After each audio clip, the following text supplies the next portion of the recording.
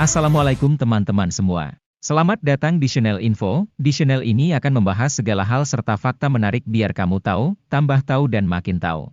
Jika kamu suka, support kami dengan cara mengklik tombol subscribe.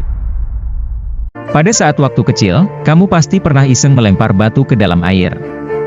Lalu di suatu ketika, ada sebuah kapal yang lewat yang membuatmu bertanya-tanya.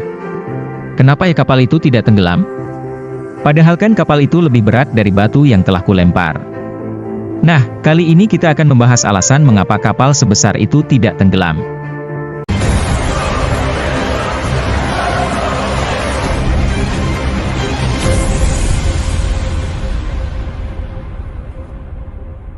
Kapal merupakan transportasi laut yang digunakan untuk mengangkut barang maupun penumpang. Kapal sendiri terbuat dari berbagai macam material seperti besi, logam, kayu, hingga baja.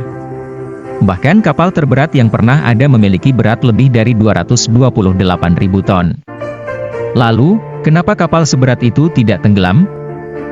Teori prinsip kerja kapal laut pertama kali dicetus oleh fisikawan yang bernama Archimedes yang hidup pada tahun 287 sampai 212 sebelum Masehi.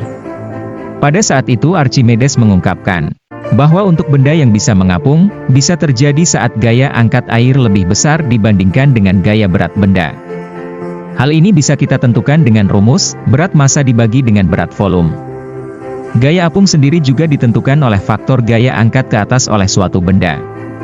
Hal inilah yang menjadi jawaban, mengangkat benda di dalam air lebih ringan daripada saat kita mengangkatnya di luar air.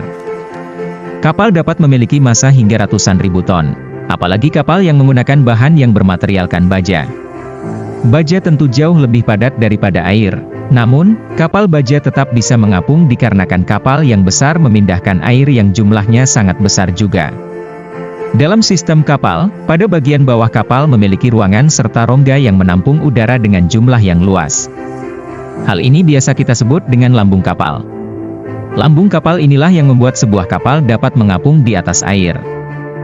Hal ini karena, lambung kapal berfungsi untuk membuat volume kapal menjadi besar. Sehingga massa jenis dari sebuah kapal akan menjadi jauh lebih kecil. Apakah kalian masih ingat film Titanic? Pada kasus ini kapal Titanic menabrak bongkahan es raksasa yang mengakibatkan lambung kapal menjadi rusak. Dengan rusaknya lambung kapal, tentu akan memaksa air untuk masuk ke dalam rongga udara yang telah disediakan oleh kapal.